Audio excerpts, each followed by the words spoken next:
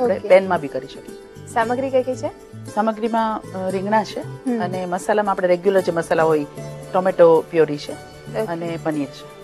Start કરીએ તો સૌથી પહેલા આપણે જે રીંગણાને સ્ટફ કરવાનો છે મસાલો રેડી કરી લઈએ. ધાણા જીરું લેશું 2 ટેબલસ્પૂન જેટલું, અડધી ચમચી હળદર, 1 ટીસ્પૂન લાલ મરચું પાવડર, ગરમ મસાલો લગભગ 1/4 થી અડધી જેટલું, સ્વાદ પ્રમાણે મીઠું એડ કરશું, થોડી ખાંડ. આપણે ટોમેટો પ્યુરી એડ કરવાની છે એટલે થોડું માઇલ્ડ કરવા માટે ખાંડ, પણ બહુ સ્વીટ નહીં કરીએ.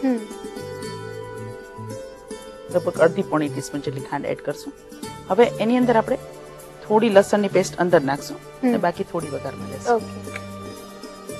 લીલા ધાણા લેશું લગભગ 2 ટેબલસ્પૂન જેટલા. ઓકે, આવો મસાલો તો નોર્મલી આપણે કરતા જોઈએ છે. હવે આ બધું મિક્સ કરી લેશું. ઓકે, 1 થી 1.5 ટીસ્પૂન જેટલું તેલ લેશું અને બધું બરાબર મિક્સ કરી લેશું. એમાં નાના બેબી રીંગણા લેવાના, બેબી બ્રિંજલ, અથવા આટલા લાંબા હોય તો પછી એના પીસ કરી નાખશું. અને એક સાઈડ થી સ્લીટ કરી લીધા છે અને એમાં આપણે મસાલો ભરી લેશું. એટલે લાંબા રીંગણ લઈએ છે અથવા તો રવૈયા જે આવે છે એ લઈ શકીએ? હા, એ લઈ શકીએ.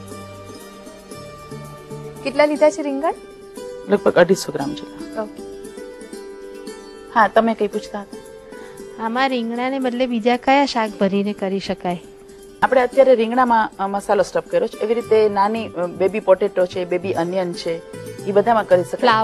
ફ્લાવર કરી શકાય. હા, ફ્લાવરમાં અંદર મસાલો આપણે ભરી ના શકીએ, પણ ફ્લાવરને વઘારી વટાણા, ફ્લાવર અને બેબી પોટેટો એ 3 લઈ અને એમાં મસાલો અને પનીરનું એમાં પણ કરી શકીએ. સારું લાગે છે. મસાલો ભરી લીધો છે એમાં. હવે એને આપણે કટ કરી લેશું. ઇવન એક સરખી સાઈઝ કરી દેવાની. એક સરખી સાઈઝ.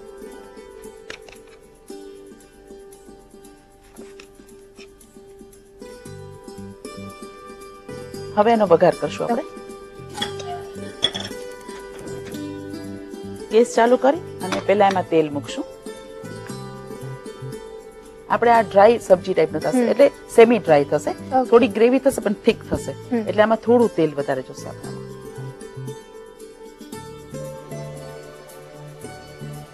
તેલ ગરમ થાય એમાં આપણે જીરું એડ કરશું, લગભગ અડધી ચમચી જેટલું. થોડી રાઈ, પણ અડધી ચમચી કરતા થોડી ઓછી. લસણની પેસ્ટ છે એ પણ આપણે એડ કરી દઈશું. આપણે થોડી આમાં એડ કરી હતી અને થોડી ગ્રેવી મસાલામાં કરશું. વઘાર થઈ ગયો છે, એમાં આપણે આ સ્ટફ કરેલા રીંગણા એડ કરી દઈશું.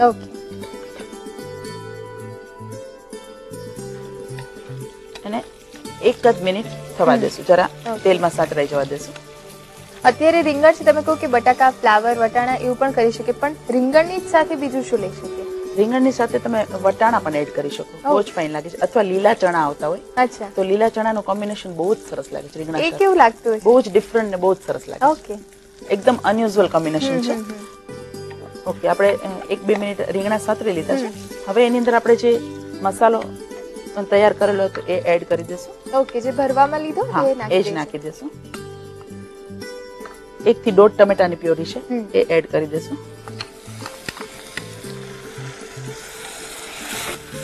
ગ્રેવી છે એટલે થોડો પંજાબી ટચ આવી ગયો. અને હવે થોડું પાણી, ખાલી રીંગણા ચડવા પૂરતું, લગભગ 4-5 ટેબલસ્પૂન જેટલું. બસ હવે આટલું એડ કરી અને આપણે કુકર બંધ કરી દેશું. અચ્છા, ઉપરથી બીજા કોઈ મસાલા નથી કરતા? ના, બધું આ મસાલામાં એડ થઈ ગયું છે. ઓકે.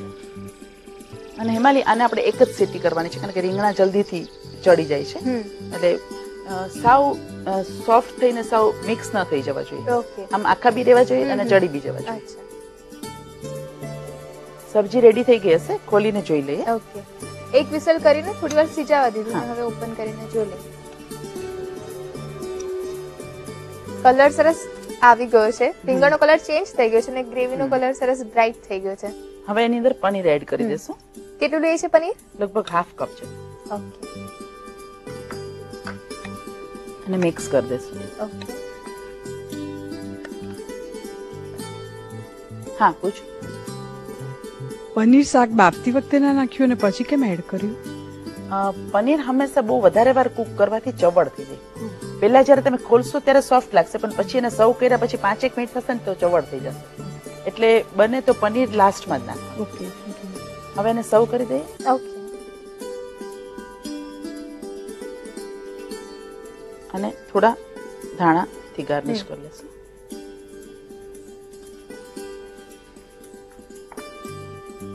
તો દિલ્હી સ્ટાઇલ મેનુની લાસ્ટ રેસીપી એટલે કે મેઇન કોર્સની લાસ્ટ રેસીપી લચ્છેદાર પનીર બેંગન રેડી છે. એકદમ અનયુઝ્યુઅલ કોમ્બિનેશન છે બેંગનની સાથે પનીરનું. આની સાથે કોમ્બિનેશનમાં મટર, લીલા ચણા પણ બહુ ફાઇન લાગે છે. અને એની સાથે કોઈ વાર બીજું કંઈ એડ કરવું હોય તો પોટેટો ચિપ્સ પણ એડ કરી શકો. ઓકે.